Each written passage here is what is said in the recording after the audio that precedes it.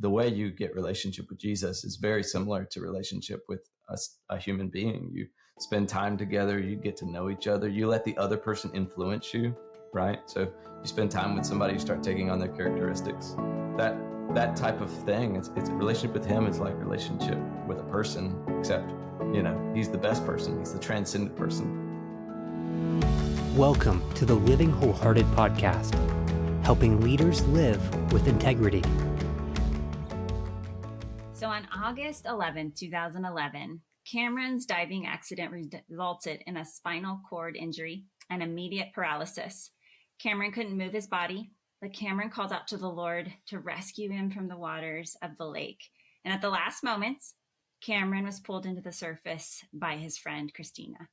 Cameron has a unique take on suffering and desires for the church to grow in their understanding of how to relate to the pain that we all experience in life.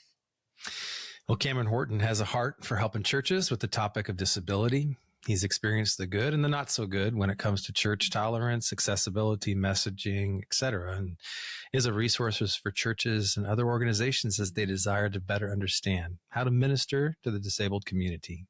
Cameron's also a newlywed to Annie, one of our Living Wholehearted counselors who specializes in parent coaching in teens. And he's also become a good friend. So whether you're going through suffering, trying to make sense of suffering, or leading in the home, church, or community and need help forming a suffering theology that is sound and good, this episode is for you. Hey, Cameron, it is really good to see you, buddy. Welcome. Yeah, so excited to be on. I've been looking forward to this podcast. Yeah, it's so good. Well, let's just start with your story. We all know as leaders, I shouldn't say we know, but we preach it all the time, but our stories shape a lot of who we are as leaders and the call on our life. And so speak a little more about your broader story and then what happened specifically on August 11th, 2011. Yeah, totally. So I had kind of a standard upbringing for a guy in the South. It's a story you hear all too often. I grew up in the church, going to a little Baptist church. Grew up on a farm. And actually I was exposed to the Lord at a young age and very thankful for that. Had a positive view of faith, and even had some initial encounters with Jesus at a very young age, encounters that I would say were of my own choice and were real. But, as it often goes, by the time I reached my teenage years, didn't really have much of a walk with the Lord. And there was going to be something coming in my life, which you've already kind of mentioned. When I was 18, I had a diving accident, broke my neck, and I'll get to that in a minute. But I think one of the beautiful things that the Lord did for me was he actually recaptured my heart prior to that moment occurring when I was 18. And so by the time I was a teenager, I didn't really have a walk with the Lord. I knew the stories, had been going to church, had baked into me so much Bible, but didn't have life to it, I would say.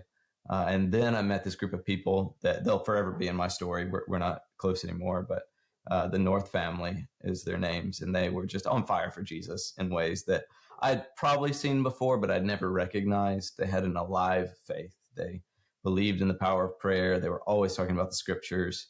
And I just kind of picked up the Bible. They started kind of mentoring me, and I picked up the Bible and started forcing myself to read a chapter a day in the Bible at 16 and then 17. And it turned into an addiction is kind of the only way that I've best explained it. Just loved the scriptures. And my life began to transform. It was actually very charismatic, which is, I'll get to that part of my story as well. But just a true, genuine awakening to the Spirit, to the scriptures, to God. It was also like immersed in the scriptures and Bible. And by the time I turned 18, I felt a call to ministry. And I graduated high school, had a summer job, and then was planning to go to a 2-year Bible school up in Minnesota, and then was going to begin ministry. Didn't know what it looked like. Didn't really know if I wanted to be like a pastor or anything. All this was just so powerful and real and fresh. But packed for college, everything was beautiful, had some of the best friendships, seeing prayers answered for family members that I've been praying for years, had so much peace and joy in my heart. I mean, really just such a beautiful life at that moment. I'll always look back at those years, such a walk with Christ. And then a few days before going to college, again, I'm packed for college. Like everything is set. The family decides to go on family vacation one more time before I go off. And so we go to where I had grown up going. My dad had grown up going there. It's a little lake called White Lake in North Carolina.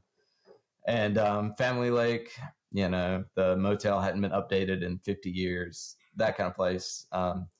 And for years I'd been swimming in those waters. But day one of the vacation, I was doing what's called shallow water dives, which is where you dive into the water and you kind of skim the surface.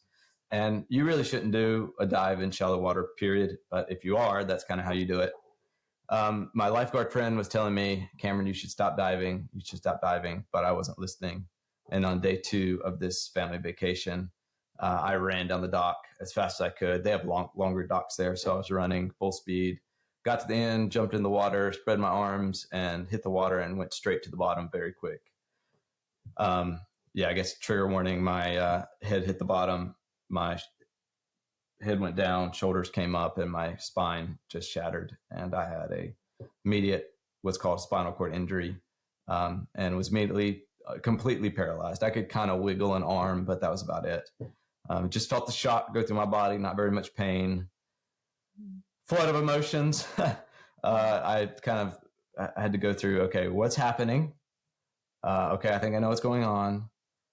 Can I get out of this situation? Okay, I can't help myself at all. I didn't pass out. I was just under the water, holding my breath. Wow. And then in the moment of, okay, I can't do anything, I'm just waiting. Then the emotions of, okay, I might be about to die. How's my family going to take this? How's my dad going to take this?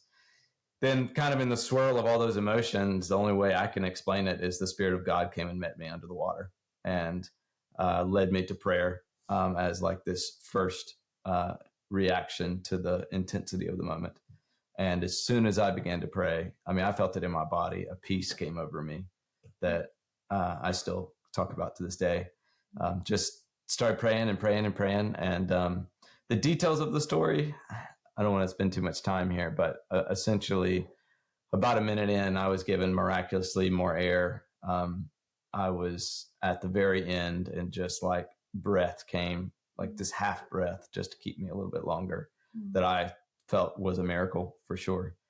And then I was continuing to wade under the water, continuing to call out to the Lord when right beside me, the figure of my friend, my lifeguard, former lifeguard, but lifeguard friend just appeared beside me.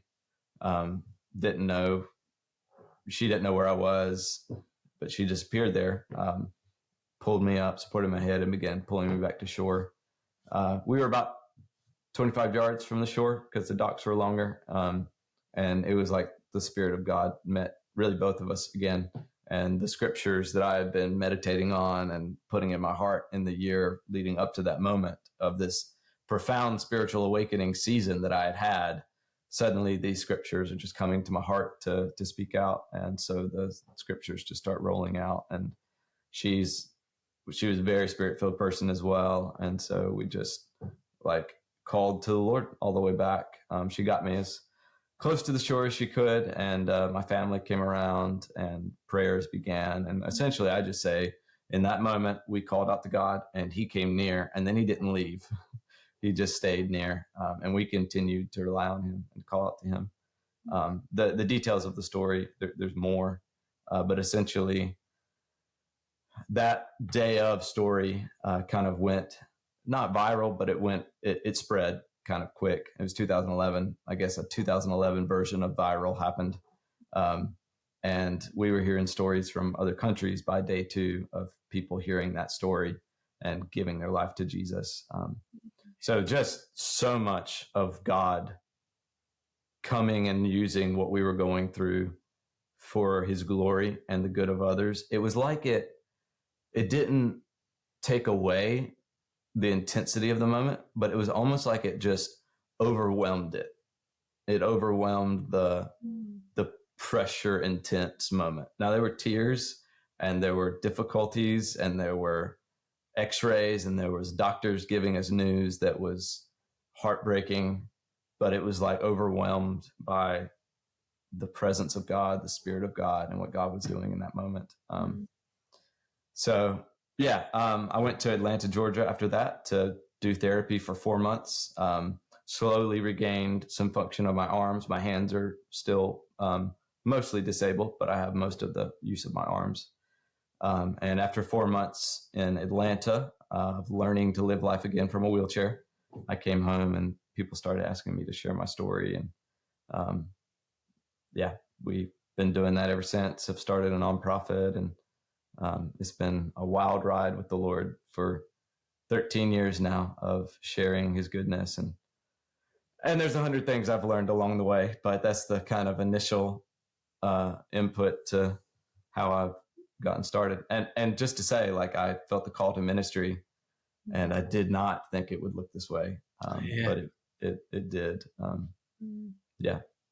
So there's more I could share. I maybe should, but we'll tease it out. Tease it out. No, it's really sobering to just walk through those moments with you. And we're going to go back into kind of what's happened over the last few years. But when you think about some of the principles, some of the truths you go back to that shape you today,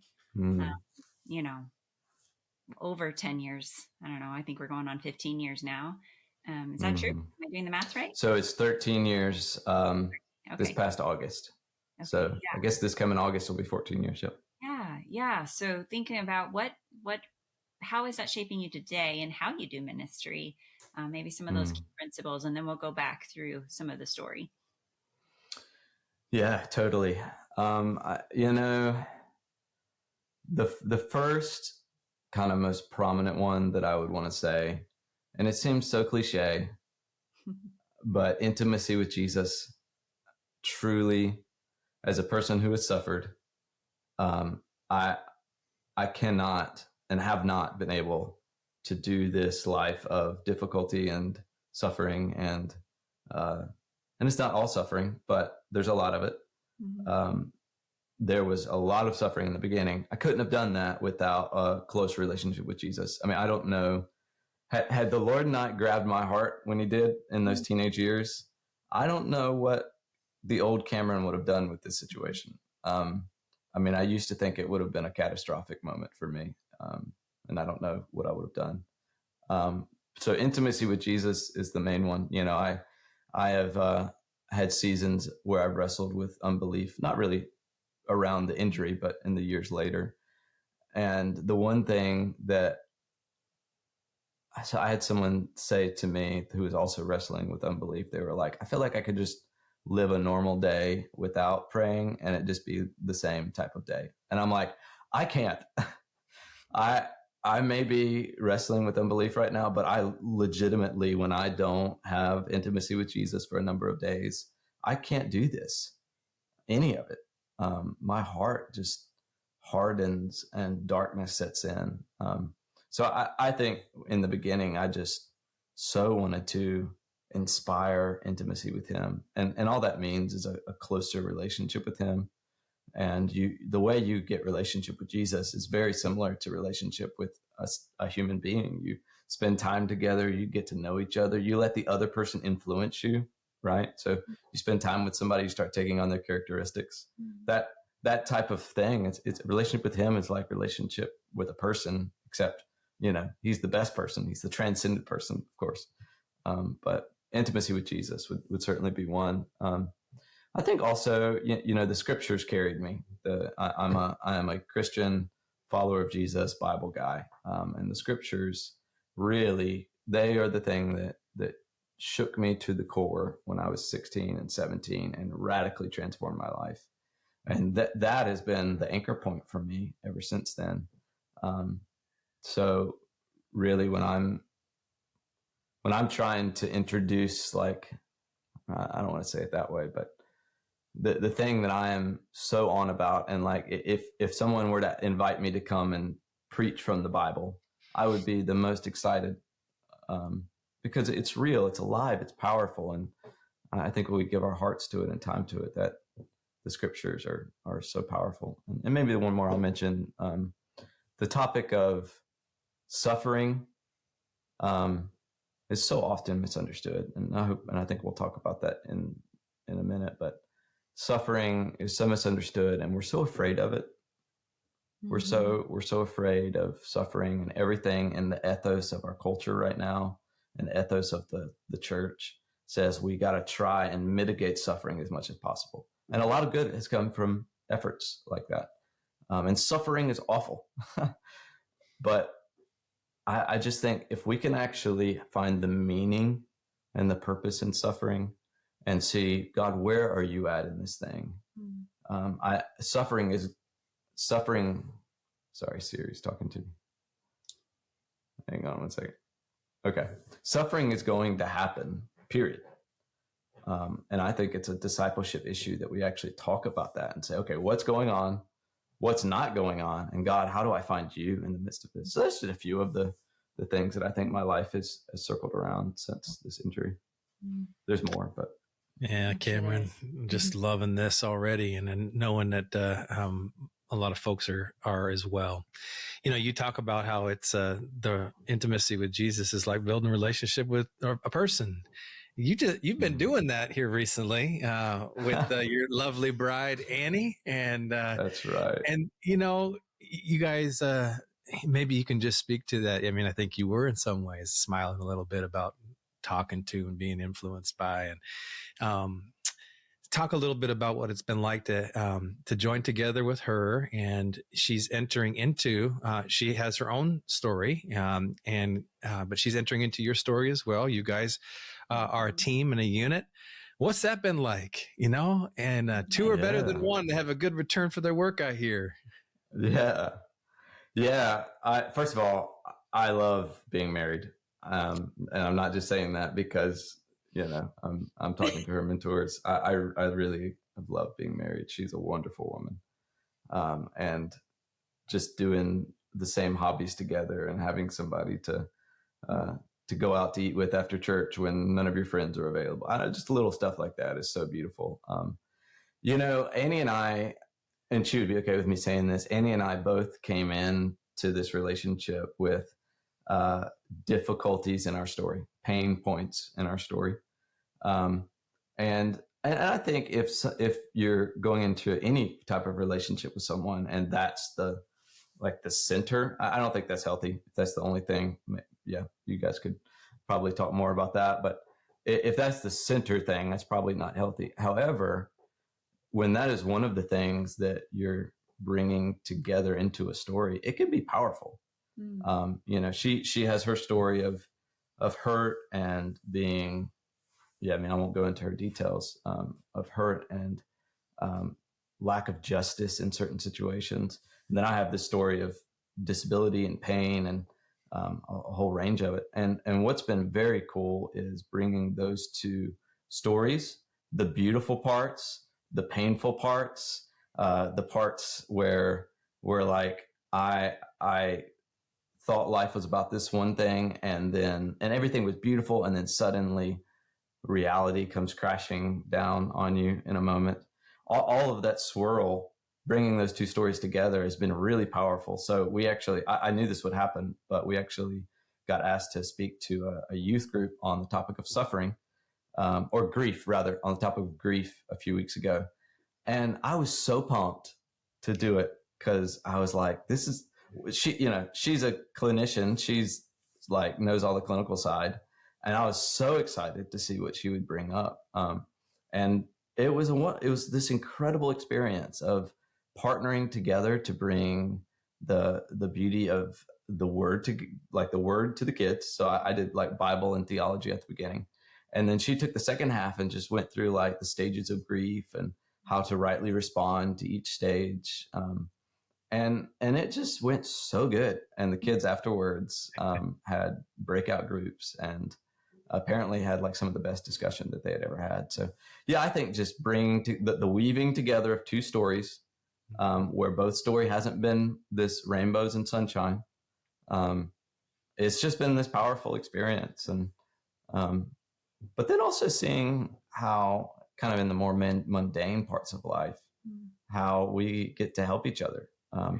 She, well, we talked about this offline, but I recently had a major fall where I dislocated my shoulder. Worst pain I've ever experienced. And that means that I don't have very much use of my left arm right now.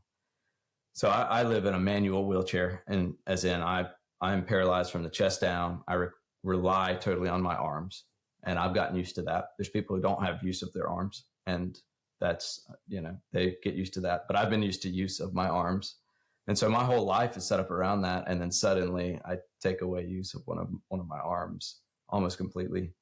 And Annie has been just this beautiful example of stepping up to fill in those places where I can't do it now, but then there are things, not as physical all the time, but there are things that I get to bring into her life and fill in the gaps for her too.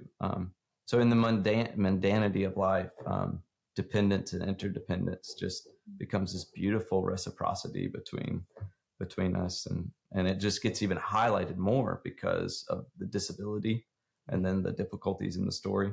Anyway, I'm rambling, but you're not rambling, because it's been beautiful. You're speaking to something that I think is true for every human. Like, we don't want suffering, but suffering is a part of this life. And totally. It's just more out there and in front of us visually in your story.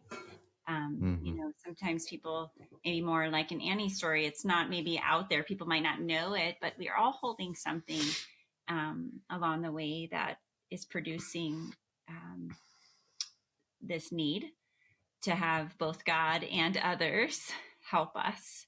So first we have to come to acknowledging that. And we often have to go through something so painful. So, walk us through, you've already kind of been naming some of it but what's it like for you on a day-to-day basis? You know what it's like before your accident and then after. So you have a real clear picture of what used to come so easy. And then now what takes time and effort. So maybe paint that picture before we dive into the theology of suffering. Yeah, sure. Well, so just to explain a little bit more in detail, kind of how my body functions, and then that'll kind of paint the picture. So I am quadriplegic, which means that I have paralysis in all four limbs. So my arms function, but my hands don't very much. And then from as far as where the paralysis begins, it's from the chest down, which means I also don't have the use of my core muscles. So stability is an issue for me.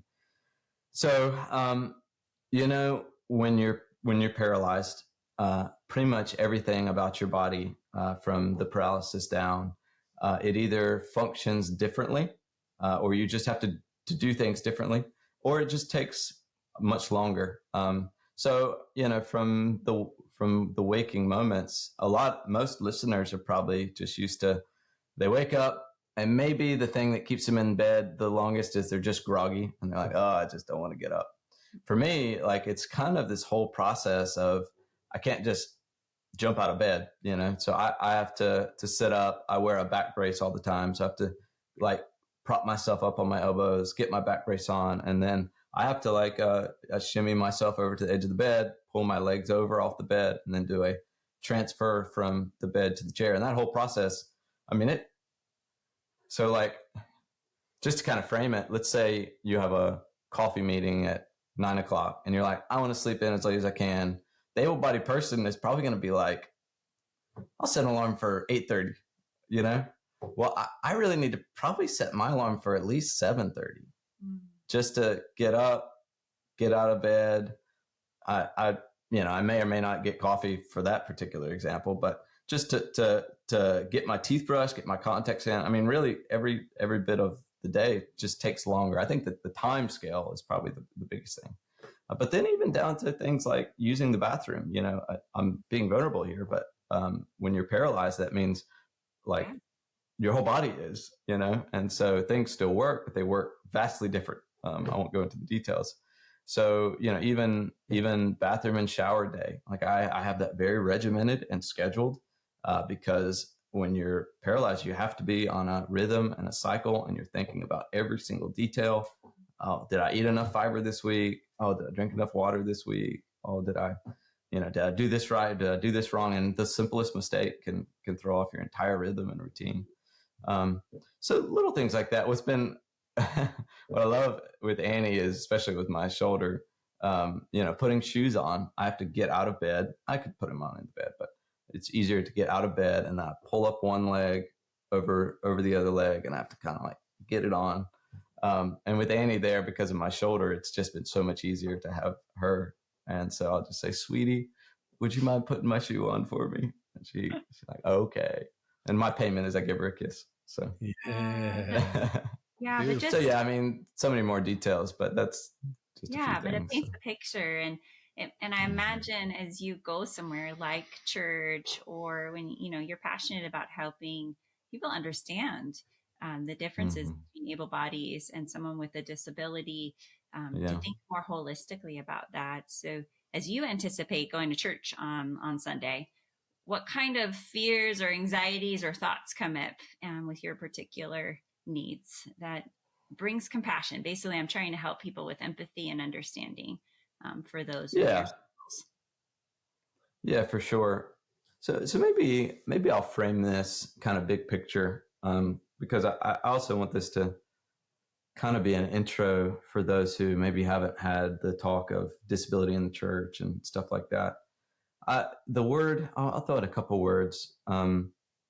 Maybe the most important word is the word belonging. Belonging is, I think, the goal. So have we created spaces of belonging for people, for all people, but in this case, for people with disabilities? Because belonging looks like something different than just inclusion. Sometimes we think inclusion is the goal. We want to be an inclusive place.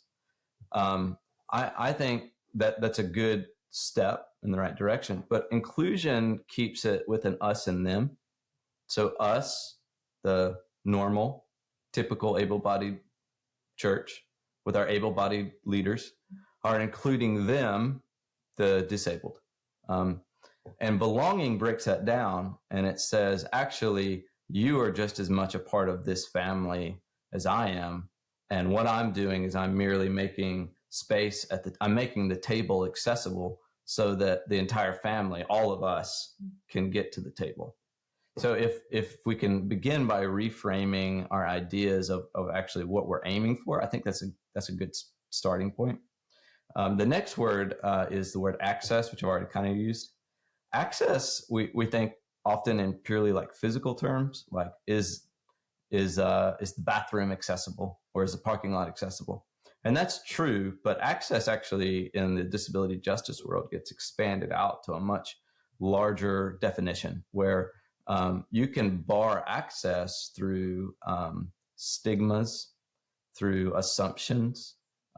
You can bar access by thinking the service is supposed to run a certain way, and if there's anything that interferes, we have to fix that. Well, what if the interference is a person with a disability, and you're like, well, the priority is the service, so we got to get rid of them, or put a separate place for them to be, so that we can keep the service going. Well, right there, you've barred access, and you've torn down belonging. You've removed belonging. So, I mean, the most basic access is the physical level. So when I come to a church, the first thing, or really anywhere, the first thing is, am I going to have an accessible parking spot? And I've already cut out a little extra time in my day, or tried to get there, because I don't know if I'm going to a new place. I don't know if I'm going to have an accessible spot. If I don't, then I kind of I'll double park somewhere, and I may have to cross the parking lot. So I've already kind of carved out a little extra time. Okay, maybe I found an accessible parking spot. That's great. Then need a little extra time, because I don't know, is the building going to be accessible? Am I going to be able to get in?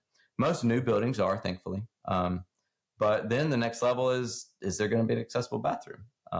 And the problem is, and I'm just going through the list, but the problem is that so many churches, especially in the 90s when and before that, when the Americans with Disability Act was being passed, which is the law, ADA laws that require businesses and stuff to be accessible. When those laws were being passed and the disabled world was fighting for those laws to be passed, the church actually, because of a wrong understanding, wrong theology of the gospel, I believe, fought against it more than anybody else. And were actually, the church, I think to this day, is excluded from being required to make their spaces accessible. So what that means is that it's wild. It's wild. What that means is that anytime you see an accessible, especially for older buildings, I'm not positive with newer builds because the laws might have changed a little bit. But when you see an accessible parking spot or a ramp on a building of an older church, what that means is that they weren't legally required to do that. But it puts it back on the church to say, are we going to be this benevolent that we're going to build this or not? So it gives them the option or a choice. And I think the problem is that so many humans, not just churches, but so many people see the relationship between disability and able-bodied people as an issue of benevolence, as a benevolence model, where we, the able-bodied people, will be benevolent and will allow you to come to our church by putting a ramp, instead of an issue of actual civil rights, which I think is actually how the Bible frames disability. Civil rights would say, oh, because you're a human and because we honor you as the image of God, we're going to do everything we can to help you get in the building, right? So that's why the church fighting against the ADA, I mean, one, it's a travesty. They saw it as taking money from the gospel to build something else. I'm from the South, so I've kind of grew up around all of that kind of idea. Anyway, I think, to go back to your original question, removing things, even if it's social barriers that would bar access, so that we can create spaces of belonging. And that might mean that someone on the spectrum or with different intellectual disabilities, when they come into your church, it might mean that they have a child or an adult that is, quote, disruptive. And your priority might not be the production value. It might be loving that family, because the number of families with children with autism that have had to leave a church is astounding.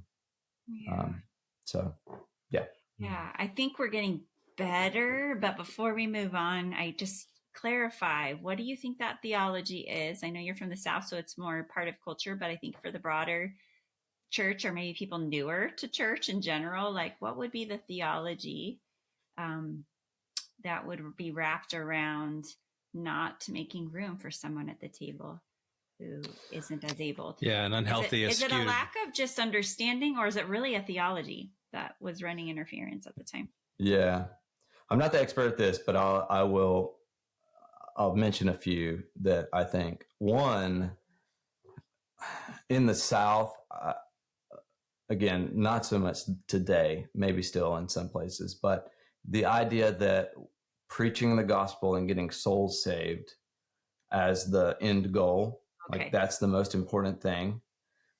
Anything that would take away from that mission.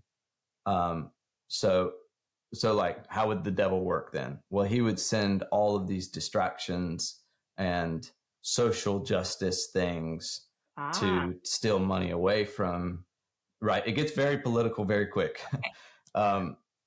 To pull money away from the effort of the gospel and the preaching, so that to pull money away from that. Well, that's the scheme, that the devil might use. Another one, this one I think is maybe more pernicious, is a conflation between sin and disability. And that comes in all kinds of colors. So the most basic one is, well, this person has sinned and therefore they're disabled and they're wicked and maybe they don't need to be here because of that. Actually, most disabled people were barred from ordination up until probably 20 years ago. in the mainline denominations because it's seen as an impurity. And so you can't approach the altar, right? Like in the Deuteronomistic or Levitical laws. Cameron, I'm having I'm starting to get sick a little bit here. Yeah, you can't approach God with your disability. I know this is real, so keep going. But it's very real. Yeah. So if you have a disability, then you're in impurity and you can't approach God with those things. And all that's doing is it's taking Levitical laws that were for a particular moment, and it's saying, well, we have to expand those out, and we can't ordain people with disabilities. That is a real thing. I don't think it happens very much anymore, but it's a real thing that used to happen. And then, what did I say? Sin and disability conflation. Another version of that is the prosperity gospel, which I said I would bring this up.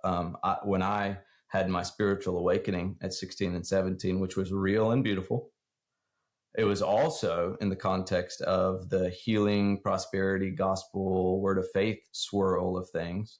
So I went into my disability, becoming injured before my disability, fully convinced that anybody who experiences sickness or disease or brokenness, it is always God's will to heal them, no matter what. So it's kind of a rabbit trail. But when I was hurt, immediately began doing the things that I knew to do to get the healing from God, as based on how I was taught by the faith healers and word of faith people.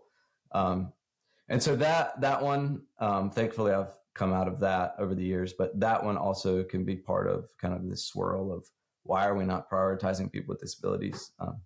So that's just a few answers. I'm sure there's more, but it's good. Yeah, that is good. It's honest. It's helpful to unpack experiences that may be uncommon for parts of our country, and to go, no, this is real. This is historical. This maybe still be happening, and it's helpful for us to be educated in that way by you, Cameron. Yeah. Thank you for that.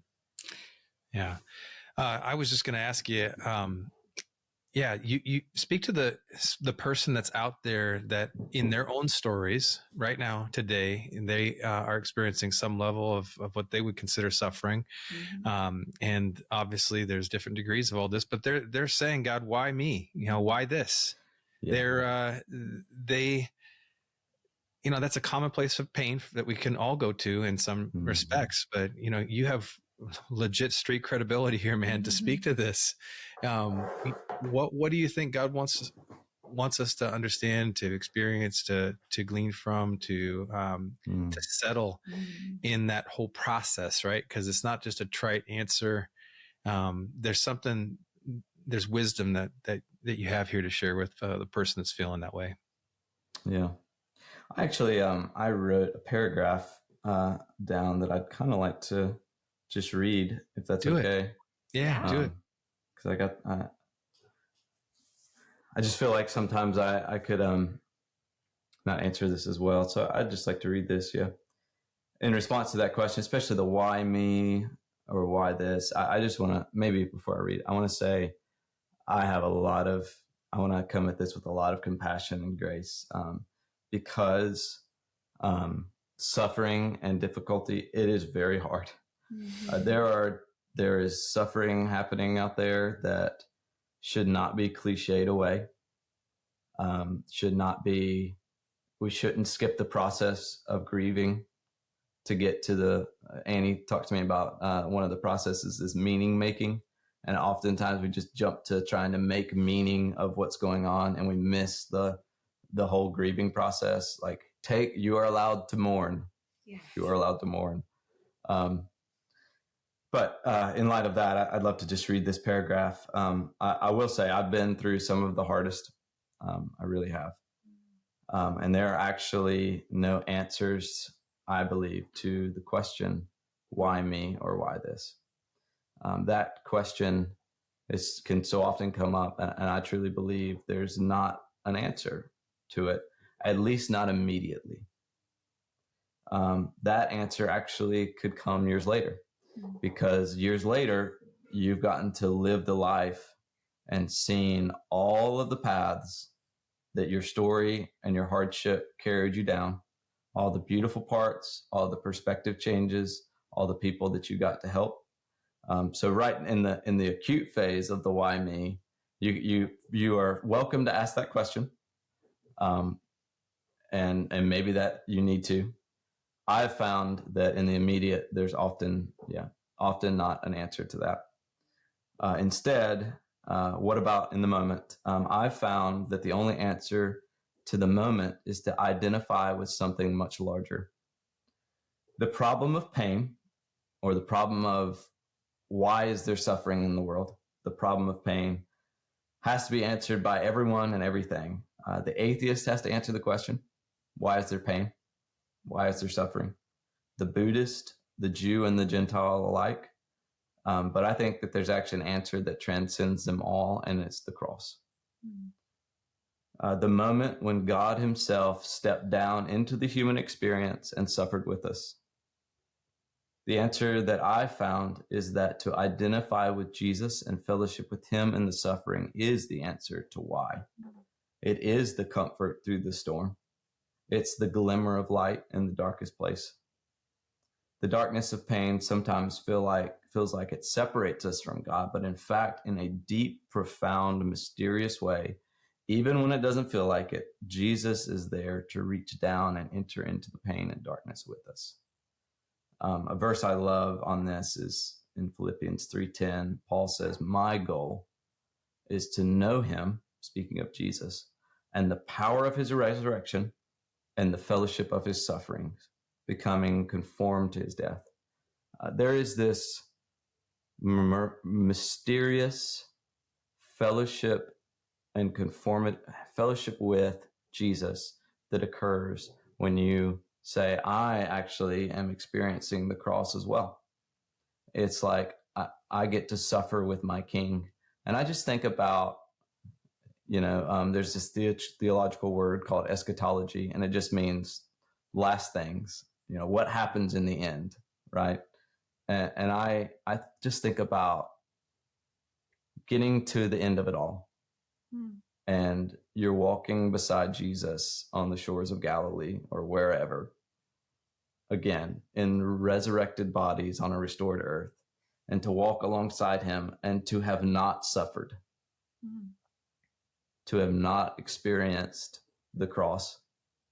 I just think there would be, and it doesn't have to be physical disability as suffering, but to have not experienced or to have run from the cross your entire life, to said suffering is not for me, just blessing, and to walk alongside the scarred Messiah on that day. I just don't think I don't think you're going to have as intimate a fellowship with him, because he knew suffering. And Paul is saying, my goal is not just to know the power of the resurrection, as in like a resurrected body. It's to know the fellowship of the suffering with him. And the answer to the question, why, I think the only answer in the moment is to know Jesus, to fellowship with that risen Messiah, and to see whatever he has planned in this, I'm going to be open to it. So, wow. Thank you, Cameron. Okay, drop the mic. Yeah. Well, you can buddy. see your love for the word, your love for Jesus. And like you said, you can't go very long without that abiding and connecting. Otherwise the suffering becomes too heavy, and yet he's with us. And such a good kind of reminder that it's okay when you're in the middle of it to mourn and to grieve and to realize, I can't remember who said this, but the in-between Friday when Jesus suffered to Sunday when he resurrected, there was Saturday, and multiply that times the many years and months that it takes sometimes to grieve what we thought the plan was going to be. Going back to, I'm called to ministry, I'm going to teach the word, I'm so excited as a young teen, imagining that for you, and then whole turn of events, and many years later you are still doing what God made you to do, just with a very different lens and perspective. It feels more full and more rich. For sure. But I think the trite things that we say to each other, I'm going to say them out loud, and you can't be as honest as you can be. Help people understand what this sounds like to well, God had you go through this for a purpose, and he's using it. See, he's using it. How does that land with you? You know that scripturally, but how does it land emotionally? Maybe even closer to August 11th, 2011. Yeah. Well, I think in August of 2011, I would have felt compelled to nod and agree. But what I really think, phrases like that, while they are true, and so that's why we feel compelled to say them, they often come out of a place when the person says them, they're trying to mitigate their own discomfort with what's going on. Because what do you say? I mean, there's a study that, like, it's a kind of old study, but I think like 36% of Americans, maybe it was, said that they're discomfortable around people with disabilities. So what do you say? Well, I got to say something. Let me just come up with the theological correct thing to say, because the discomfort is there. And I feel like I have to have something to respond to it, because what do we do with this? And while that phrase is, it's theologically accurate, I mean, I believe that, I would prioritize a relationship and walking alongside the person before you come up with just kind of trite, cute answers. So yeah, I would say that it's usually coming out of like, let me just have something to say, instead of maybe I'll focus more on being with the person. So especially if it's an acute injury, I don't have to have something to say. Let me just be. Let me just maybe cry if they're crying with them. I think Job's friends had it right in the beginning, where they just sat on the ground with Job for 7 days, was it? They just sat there. They didn't give any answers. Now they started giving answers, and that was the problem. But they just sat. Yeah, they were just being. So I'm always about, let's prioritize relationship first. Then we can have more nuanced, in-depth conversations about what is God teaching you in this thing. Yeah. That's so good. Okay, so as we're closing, do you have one more question before I wrap this up? I actually did. I was excited to ask this one because it just occurred to me, Cameron, in all of the way in which you described how you do a day, and just the effort and intentionality and the focus, the mental toughness that exists, the muscles that you had to train in your mind and your brain with the full dependence on the Lord and interdependence now with Annie, which is, you must have seen how all of that discipline, all of that mental toughness, all of that intentionality and awareness has been utilized in other areas of your life, whether it's seeing people, understanding the scriptures, or looking at levels of detail. I mean, maybe just speak to some of that, where you're like, God, I got a superpower out of this in some respects too. Like I'm on the edge of my seat because you're a friend, but I also like to know this about you, and like how you're using that gift, that power, that discipline that you've developed with Christ in the fellowship of his sufferings, in other ways that are bearing fruit, that are energizing to you, that help others. Yeah. What are some of those things I'm curious about? Yeah. Thanks for asking that. Sure. Well, Jeff, I'll say, first of all, I'm not a superhero. I wrestle a lot with. That's arguable. I have, I'm still human, still have so many shortcomings. But I think you're hitting, and I'll answer more specifically. I think you're hitting on a bigger issue, really, though. And that is that people with disabilities, they bring a prophetic presence where they go. So one of the things that I've learned, and I've shared some stories on it, is how to be dependent and interdependent on people in my daily life, and been like, okay with that. Because in America, we're always shooting for dependence or independence and autonomy. Yeah. And what someone with a disability brings is to say, well, actually, what I've learned is that to be dependent on someone and interdependent in a relational symbiosis is actually beautiful and life-giving. So yeah, that's that's that issue of bringing a prophetic presence and bringing things to the body of Christ that the body is missing is actually, I think, a bigger thing that even your question brings up. I've had to kind of get in more on a lighter level. I've had to be very particular about my diet and my exercise programs. So, maybe not everybody's OCD as I am with this, not clinically OCD, of course, but I am always trying to eat the right thing, always trying to drink enough water, and always trying to exercise. And so that's one of the things where like the discipline of this whole experience that I have now has expanded out to help me with just being a healthy person, to be honest. I'd kind of started down that road already, but it just kind of got ramped up multiple levels after this injury. And so I hope that I can also bring that to other people's lives as I interact with them. But yeah, just the discipline of, you can't just eat junk food all your life. Nobody can. But then I had to get confronted with it even stronger. And the discipline of that is much more. So yeah, little things in life like that, you don't realize it until you really have to do that.